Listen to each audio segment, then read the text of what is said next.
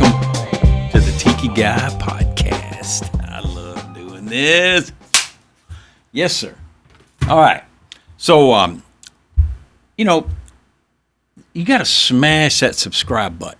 All right? If you're watching this, you got to subscribe. I'll tell you what it was. It won't bug you with other things like you're afraid you're going to get a bunch of junk mail and all that stuff. Nah.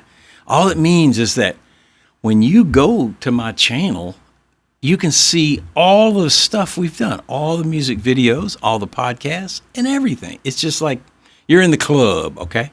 So every time you subscribe, it keeps the rum flowing and the tiki bar stocked. So I'm the Tiki Guy. If you don't know me by now, pour something cold and fire up something, because by the end of this, you're going to wish you lived next door. All right, this week we're getting into some, I think it's fun stuff because, when you watch a movie and on the rare times that they do have after the movie, it says, click here for bloopers or outtakes, or we have another show about the making of the movie. Sometimes that's more interesting than the actual movie, because you get to see all the stuff, how they did these cool things. And I like that stuff, man. I don't know. Everybody's not like that, but everybody's not like the Tiki Guy. Anyway, we're going to get into behind the scenes on Full-Time Tiki. So I hope you've seen it. If you haven't, go check it out. And then this will make a whole lot more sense. Okay? So we'll get into that and go into some good details, and then one thing my lawyer told me not to mention. Okay? So let's get into it. All right. Why was Full-Time Tiki even created? Well, I had worked for a company for about 20-something years, and I had done this music video. You've probably seen it, Baby That's Tiki. And everybody, loved that thing. It was probably better than any resume I ever wrote. You watch that, you kind of really know me. And it was a lot more, I got a lot more mileage out of that than I really expected, because it was just a fun thing. So why did I do this one? Well, because when I was retiring, it was like 2 weeks before I retired, people were saying, so what are you going to do, man? You're going to do a follow-up to Baby That's Tiki? You're going to do another music video? And I said, well, I won't be doing it like in my spare time. I'll be doing it full time. So it's Full-Time Tiki. Got to be the name of it. So my wife and I are sitting there one morning in our morning chairs doing a little meditation. And I said, we got to write this song, Full-Time Tiki. It's the retirement life. And she writes poetry, and she's good at the rhyme stuff. So I'm just spitting out words, I'm just reeling it off. And she goes, no, you got to make this rhyme, that rhyme, this rhyme. And so we sat there and wrote this thing, and it was pretty good. Then we sat on it for a while, and I go, look, this has got to be a good beat. I want a song that people like to listen to, whether there were any lyrics or not. It's got a good beat, I think that's key. Lyrics are like icing on the cake, all right? So we write this thing, and then a few months go by. She goes, well, we got to get this song done. And I go, yeah, I'm not sure what the beat's going to be like. I just can't. I don't think in those kind of terms. I think in geometry terms. I'm not like I can't. Some people can do that, and with a melody, they just have the sound, and they got to make a song because of the melody that's in their head. And I mean, kudos to them, because that's just how they're designed. I'm not like that. So I had to figure out what's this beat going to be like? And we tested things. We got online. We pulled beats off of different things, and we went crazy with this. And then it would cool off, and then time would go by, and then she'd go, hey, we got to do that. We got to get our song done. And so we get back into it a little bit. I talked to some bands about it, and then did more online stuff. And it went on and on and on. And here it is, many years later. And finally, I run into the right people. And this young man was in San Fran. He's got the connections. He knows the deal. I mean, he's been in the biz. And he just happened. We were actually planning a trip to go out there and in the studio. And I said, I don't care what it costs. We're just going to do it. We're going to spend a few days, and we're going to get this thing done. And then after the audio's done, though, you still got to do the video, So I said, well, in the meantime, we're taking some trips. And so we go to Bora Bora. And I said, this is where I want this thing based, because it's the home of Tiki. So we took the lines that we wanted to get video of. And, of course, we wore our lanyards to make it look official, Tiki Guy film crew. It was great. Dudes over there, they saw that and just, they went crazy. These guys working on the beach. And they said, oh, Tiki Guy, hey, we'll help you. We'll do this and do that. So it was a great experience. These guys were fantastic. The St. Regis Resort, if you ever go to Bora Bora, man, little plug for those boys, because that is a class place, okay? So anyway, we made the video footage, and then years go by even after that. It's funny how life just goes. And if you don't do something, like in the Baby That's Tiki, remember it says, if it ain't on a calendar, it won't happen, son. That is so true. That is so true. So finally, we run into the right people. The guy I was going to go visit in San Fran actually moved to Florida. Can you believe it? He lives 30 minutes from here. Dude's got a studio, and he's guy's awesome. So we go and start talking about this thing with him, and he loved it. He thought, hey, you know what? I think it's a great, it's a big demographic, people that are either retiring or getting, or want to retire and like to chill until then.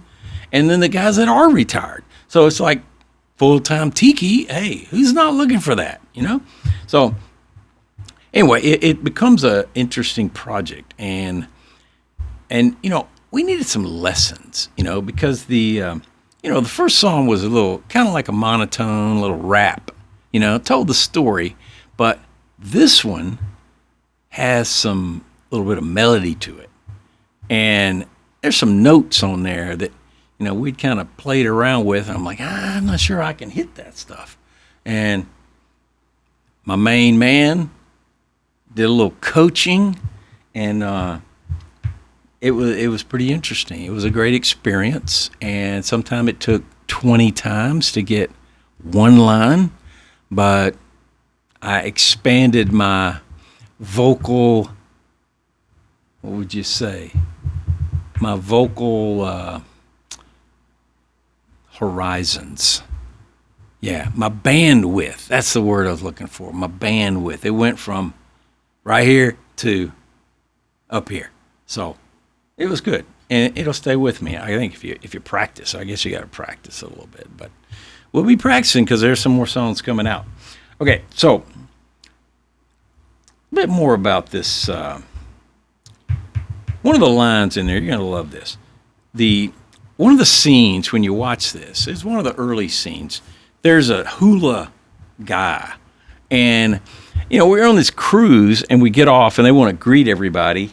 And so these guys are out there doing this little dance thing. And I mean, they're totally French Polynesian. They're real people. I mean, they're this is their lifestyle. This is not like some actors, you know. And so I run up there. I tell the wife, hey, you got to film this. And so she gets the thing rolling, and or this guy, he sees somebody standing there with a camera, and you know, I run up to him, and first thing he does is he's like, he's gonna put his arm around me and pose for a picture, and I start dancing with him. I start doing all this stuff with him, and you'll see this look on his face. He's like, he's got, you'll crack up when you see it. Go, you watch that part.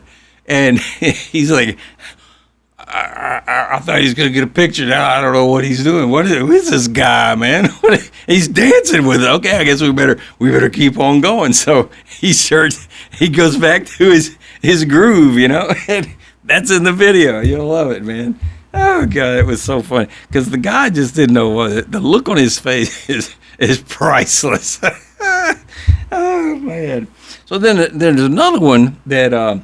You know, I always people that I used to work with, they know they know this, the little hand. Okay, so I couldn't do this without using the little hand. All right, so I'm thinking, let's see, what's a good line? Let me something that rhymes with hand. Let's see, how about listen to the sound of the reggae band, giving all the people a little hand, and so.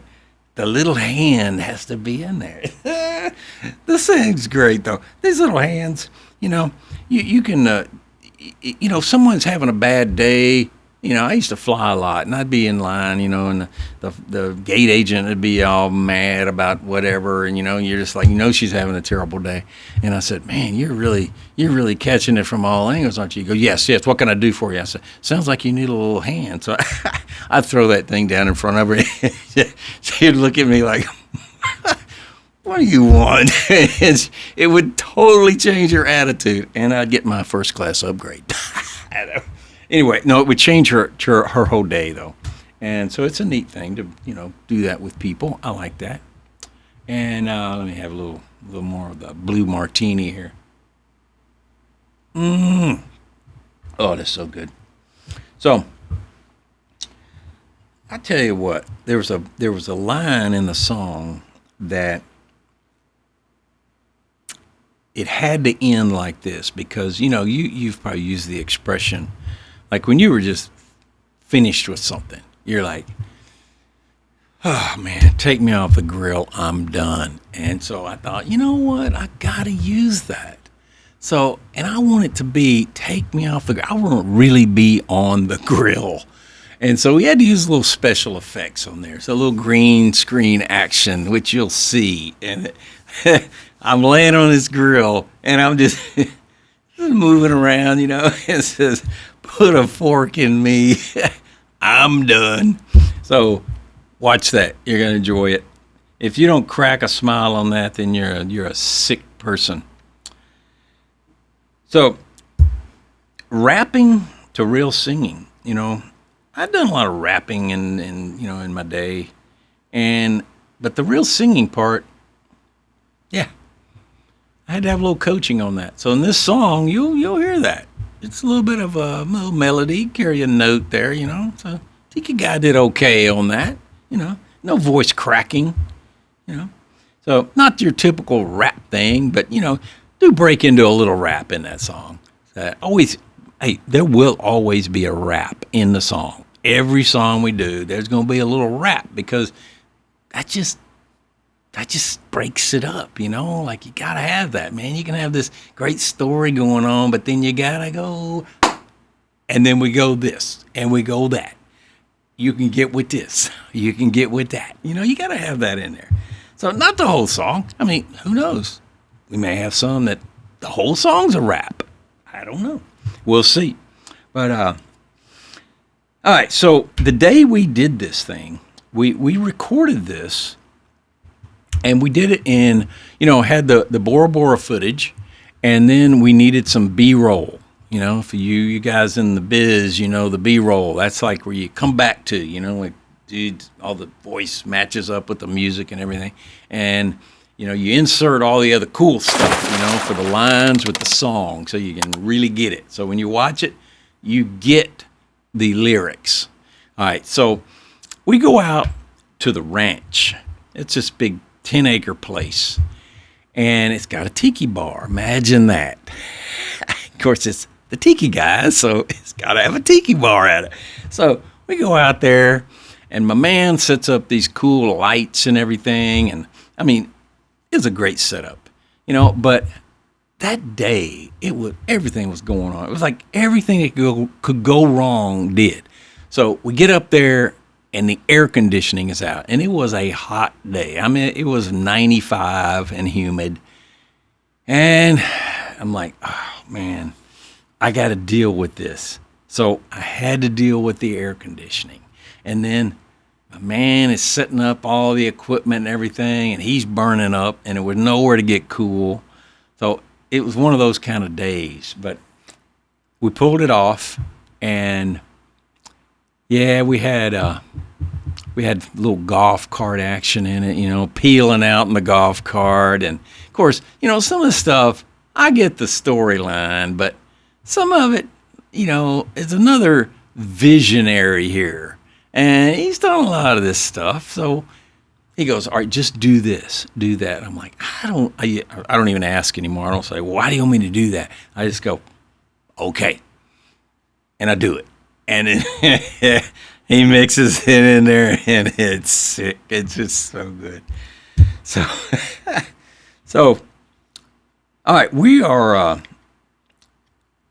we've talked a little bit about it. Is there anything else that, I don't know what else you guys would like to know about this video, but I think I've told you a few things that will make you want to watch it. And Tiki Guy's ready to burn one now, okay?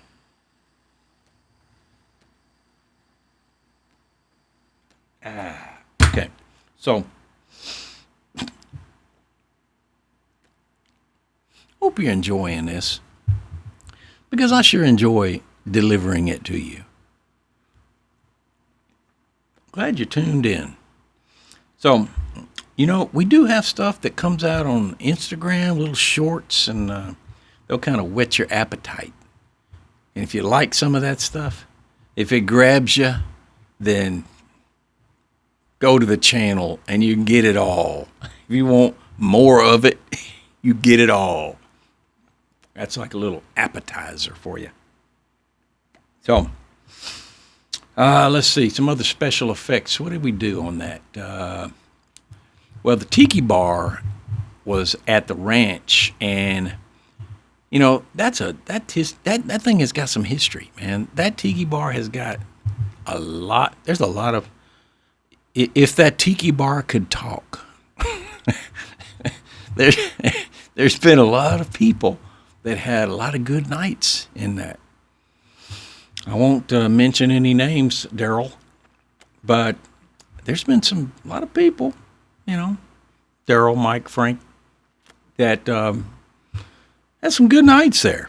And, man, the history of that thing. So that's in the video. You got to watch it. You got to see this thing. And another cool story about that video, that Tiki Bar, is that was over on the west coast of Florida. And when I moved over here to the east side, I said, I want to get that. I've got to build another one. But I thought, you know what? I'll go over there and see if this guy wants to sell me that thing, because I don't think he cared about it. So I go over there, and I go down to see the guy that bought my house. I go to see what he did to it. And he had done some really cool things to it. The inside, took out some walls, updated a little bit. And I looked out there at the Tiki Bar, and I said, man, the old Tiki Bar could use a little TLC. And he goes, yeah, I'm going to get rid of it. You want it? I'm like, I was going to buy it. Hope he's not watching this. But, instead of rebuilding the whole deal, I thought, I'd love to just buy that thing and redo it. Of course, it needed new thatch and, the roof and everything. So I ended up going over there, and I had to cut the top off, the posts, the uprights, and then the big roof. It was 16 feet in diameter, and I couldn't put it on a road or anything. So I had to break that thing in half. Well, I put it on a trailer and a truck and hauled this thing over. Man, let me tell you, it was quite a feat to do it. But I put the thing back together, had a new thatch roof put on it. But here's the cool part. For those of you who know a little bit about me, I had some dealings in the orthopedics industry. So to put this thing back together, there's plates that, if they can hold bones together, I figured they'd be able to hold a tiki bar together. So I had some old stuff that had been scrapped out, and I put this thing back together, the roof supports, with bone plates. And the surgeons that came and saw this, they went crazy. They loved it. They were like, oh, look at that, man. You got tibial plates. And it was great. Anyway, it added a little character to the tiki bar, So those plates probably cost more than the entire tiki bar. I mean, the deck it was on, the wood to build it, the thatch roof, everything. So, but it did added a lot of character to it. So, all right. Well, look, I hope you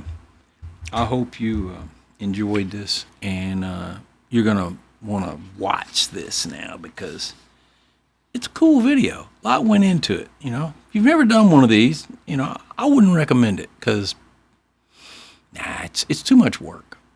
Leave that to the Tiki Guy. I'll do that stuff for you.